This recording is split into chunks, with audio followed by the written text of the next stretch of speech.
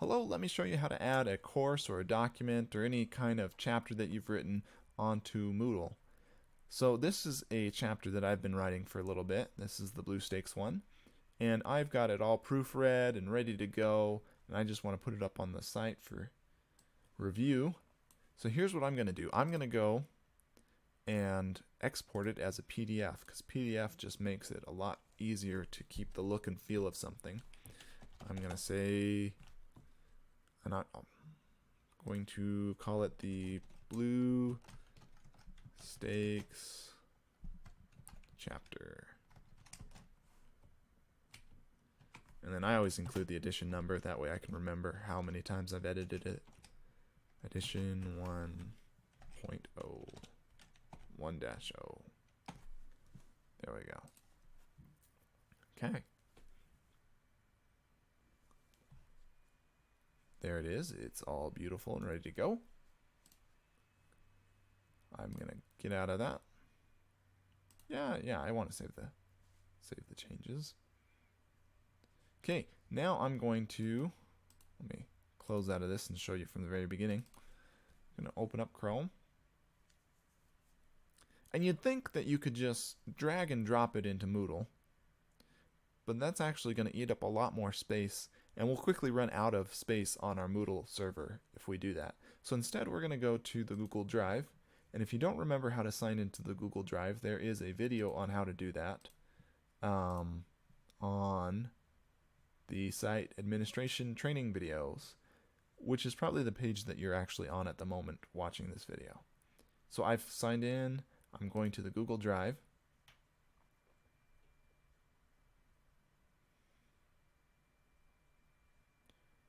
And there should not be. I'm hoping that there isn't. Let's look through here.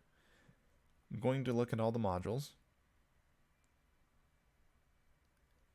Okay, and there is no BlueStakes module. So let's just create one. I'm going to hit this new big plus sign over here. Go to folder. And I'm going to type in, and I'm following this naming convention, and it makes everything look really organized. So it's kind of a good thing to try to do. So if you look down here, I could do a module in full caps, put that, and then I say the name of the module. And it's going to be BlueStakes, and let's use an ampersand. Ampersands look better in excavation. Save room. Excavation. Okay. We're going to create that. Perfect. Now you go inside, and I'm going to do two things. I'm going to upload the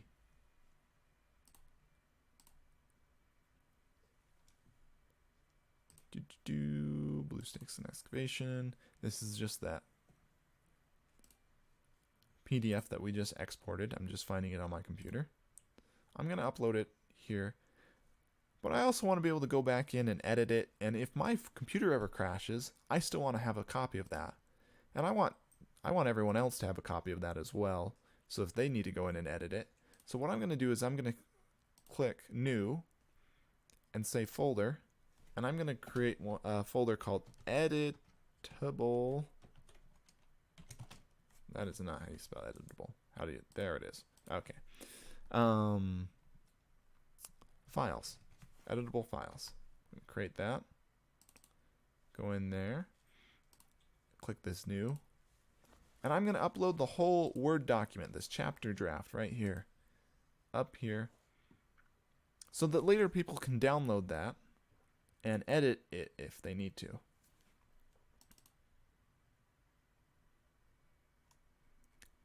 There we go.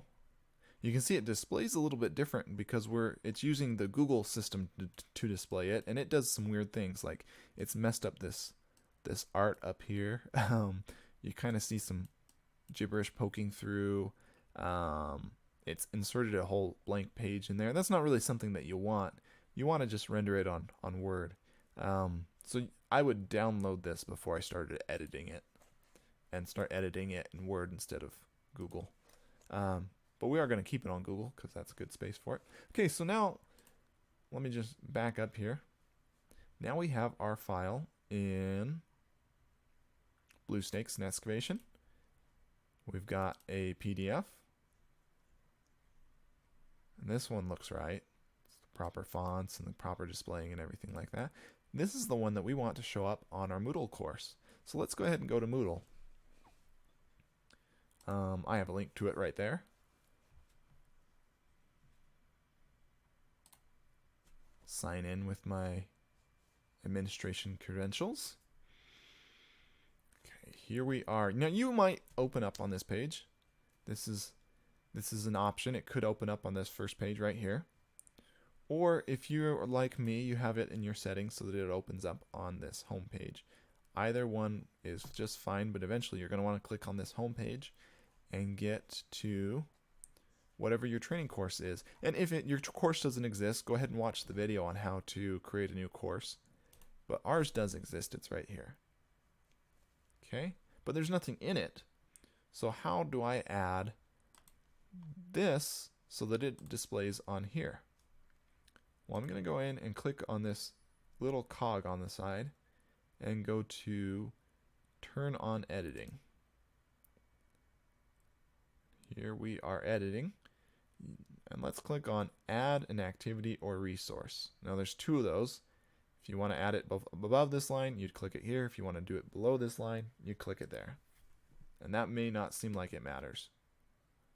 And it really doesn't. Okay. So let's click on URL. That stands for Universal Resource Locator. That's what this is.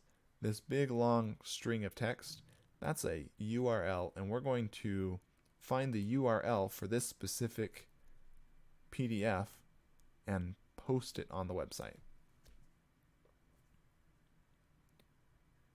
We'll say add.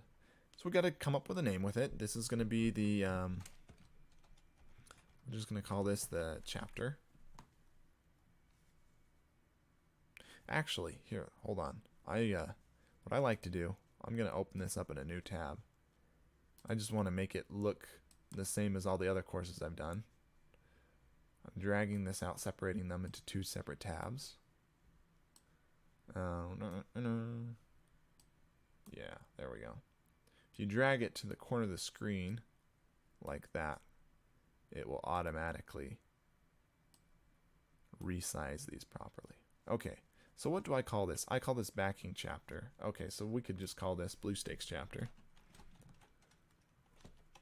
BlueStakes and excavation chapter. There we go. Okay, and now it's looking for the external URL. It wants to know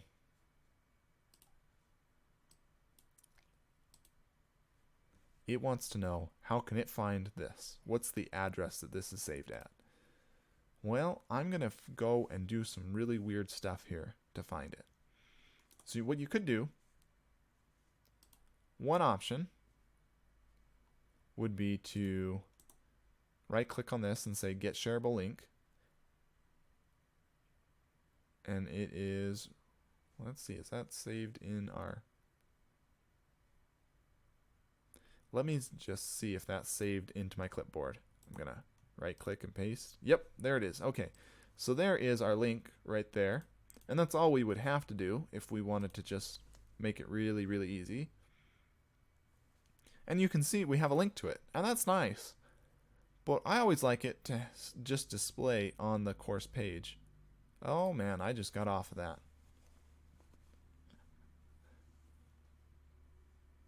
Let me get back in here. Pardon, I lost my orientation for a second there. Okay, back on the Moodle site. I'm going to BlueStakes. Here we are. We're back on the home page, or the page for this course.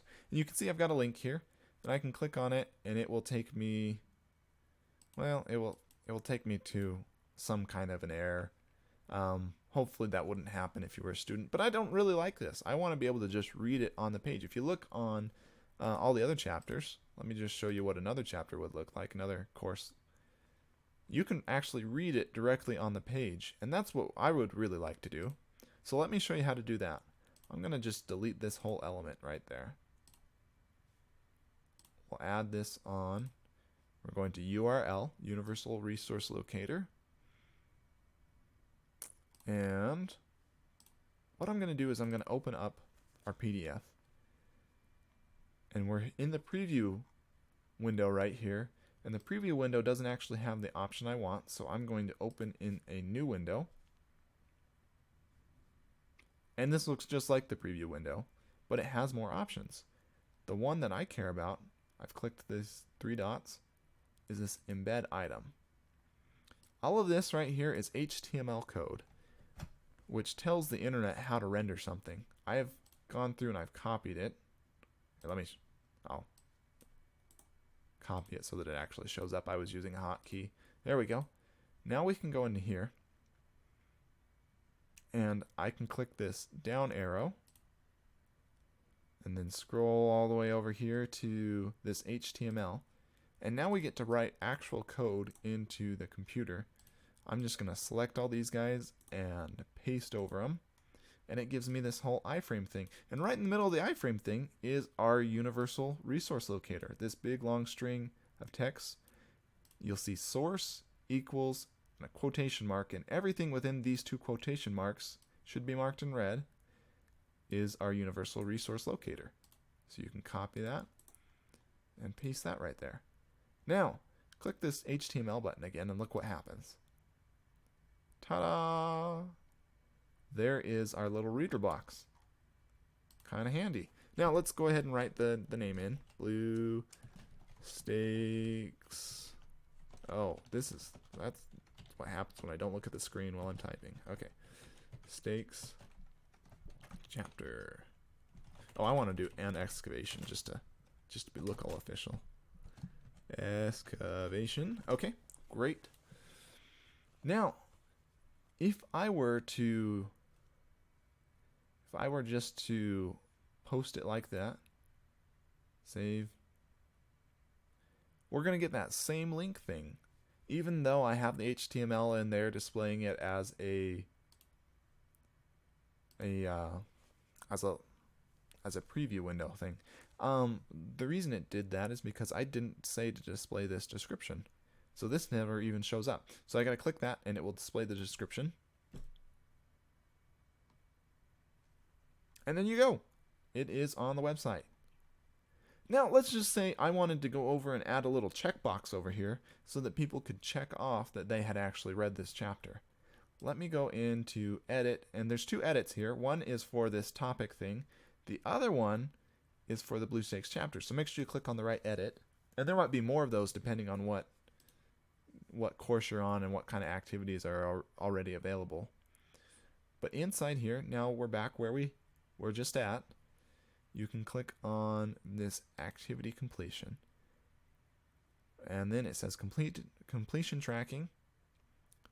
Do not indicate activity completion. We actually want students to be able to manually mark that off. So I'm going to click on students can manually mark the activity as complete. And there you go. And save and return to course. Now, if you don't have that option, if you go in here, you can see there's the little checkbox now. If you go in here, and this just doesn't even exist as an option, what's gone on is your course is not a course that allows completion tracking. So what you'd have to do is click on this little cog, go to edit settings, and this is editing the settings for the entire course. And you'd go down to completion tracking right here. And if it said no, you'd turn it to yes. It says yes and it's working just fine, so we'll leave it as yes. But if it said no, you'd switch it to yes, and then you could go in here and it would open up that option for you. So that's how you add a PDF to your course.